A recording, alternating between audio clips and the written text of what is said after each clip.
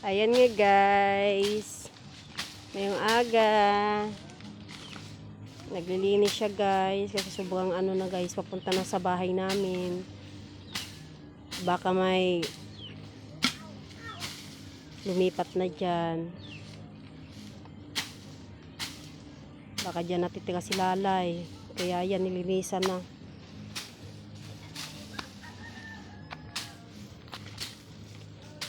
Oh. Dandahan, baka andyan si Lalay. Makagat ka ni Lalay ha.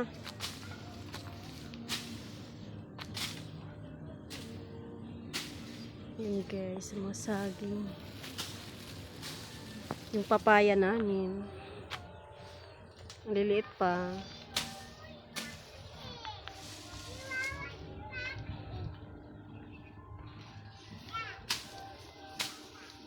Bye-bye! Salamat sa lahat ng nanonood at sumuporta sa akin vlog.